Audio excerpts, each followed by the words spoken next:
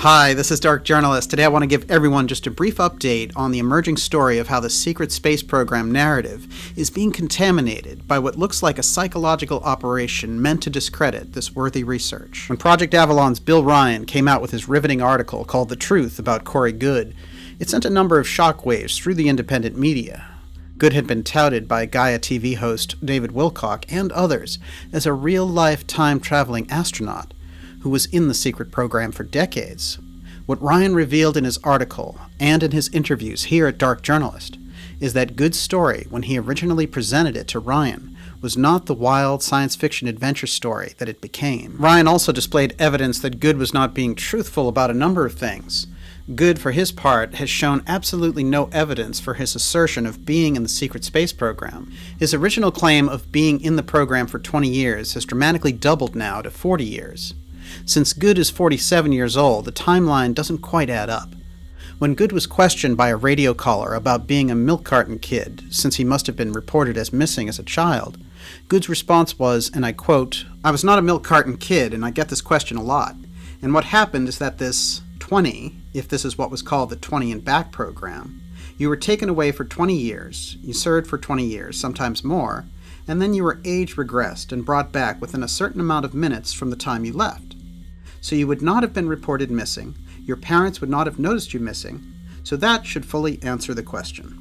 My parents would, unless they happened to come in at that time and check the room and see that I was not in the room, and then panic, and then come back 6 minutes later, and then find me in my room.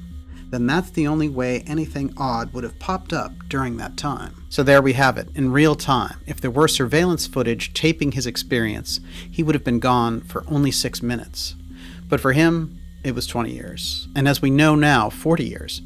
Goode has no actual evidence for any of this, except his own assertion that he was gone, in real time, for 6 minutes. This case is easily one of the most bizarre, which is why I think Project Avalon's Bill Ryan stepped forward. Having dealt with whistleblowers for over a decade, the case, at a closer look, had no signs of being legitimate. Ryan's conclusion, after several years of observation, Goode was a pathological liar. My own investigation has turned up the fact that Goode was a longtime member of InfraGard, a shadowy partnership between the FBI and private companies that is basically a low-level snitch unit designed to give participants points for giving info on their fellow citizens, all in the name of Homeland Defense. The ACLU has raised serious concerns about InfraGard in terms of violating privacy rights and the Constitution. Doesn't sound like the kind of activity his Zen Blue Avian spiritual beings would be favorable towards. Goode's announcement of a comic book series in development to tell his story made a strange case even more bizarre. Bill Ryan said, "In all my years of dealing with whistleblowers, I've never seen anything like this." Ryan is referring to the fact that the prepackaged nature of the entire story seems more like the work of a marketing team or a low-level intel operation meant to muddy the waters of serious black-budget UFO research. In Gaia TV's show Cosmic Disclosure with host David Wilcock, Goode waxes on about his ongoing adventures and secret programs, while his material heavily borrows from pre-existing memes in the alternative media. But Goode provides no actual evidence for any of it. Goode has brushed aside any suggestion he take a polygraph exam to prove his claims, and calls hypnotic regression invasive. Without at least this evidence, the story can only be looked at as a science fiction novel in development, like Goode's comic book. The secret space program, on the other hand, is very real. My own research with top experts like Oxford scholar Joseph P. Farrell, former U.S. Assistant HUD Secretary Catherine Austin Fitts, former Canadian Defense Minister Paul Hellyer, and UFO author Richard Dolan, has demonstrated a massive program exists of transferring trillions out of the federal budget into a clandestine development of infrastructure in space that began under President Reagan and has greatly accelerated in the last 5 years. Now, when I hosted the Secret Space Program Conference in 2015 in Texas with Linda Moulton Howe and Catherine Austin Fitts, we had no idea the serious issues of missing money and UFO technology would be deflected into a TV narrative about a man being a messenger for Blue Avian aliens. That's two very different meanings to a secret space program. Whatever Goode's motivation, for attention, to validate a dream experience, or for his science fiction ideas to be taken seriously, by refusing to substantiate his story to the public in any way, such as by hypnotic regression or by taking a polygraph exam, his whole case leaves the impression of a man who thinks his fantasies are real and whose delusions are being portrayed as the real thing by unscrupulous marketing teams. His narratives of adventures on Mars and in Antarctica help to divert serious research into the missing trillions that may be fueling a real secret space program. In my opinion, the subject is too important to fall into fantasy and obfuscation. I don't think Project Avalon's Bill Ryan has anything against Corey Goode, and as a journalist, my only objective is the truth. Corey Goode's story has no actual evidence, that is a fact.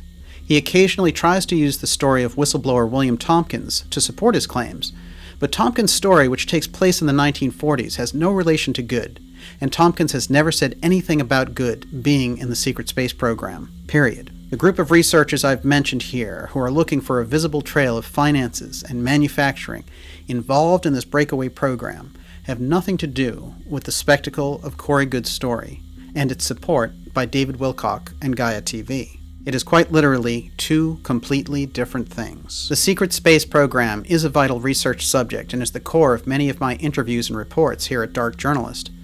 Whether it's covert activities, UFO technology, missing trillions, or transhumanist policies, this subject is at the core of my research. Along with this wave of disinformation on the secret space program, we're witnessing a crisis of professional integrity around the field of ufology also. This field was once known for the deep research of Harvard professor John Mack, the diligent investigations of Bud Hopkins, and the meticulous efforts of former Apollo astronaut Dr. Edgar Mitchell. The deaths of these paragons of quality and integrity have created a huge void of serious inquiry, and that void is being filled by a contamination of unhinged claims, vapid sensationalism, cartoonish narratives, and unscrupulous marketing. The secret space program and UFO coverage has become a plaything for psychological operations orchestrated by covert intelligence agencies. I'm going to take this opportunity to announce early the secret space program summer here at Dark Journalist. I'm going to spend the time, do the investigations, and talk with the real experts to address the contamination of disinformation being poured into this crucial field of research that not only involves advanced UFO technology, but our own awareness of the power structure here on Earth and in space. I hope you'll join me, and together we'll inject the transparency needed to get a real picture of what's happening. Thank you for watching. See you soon.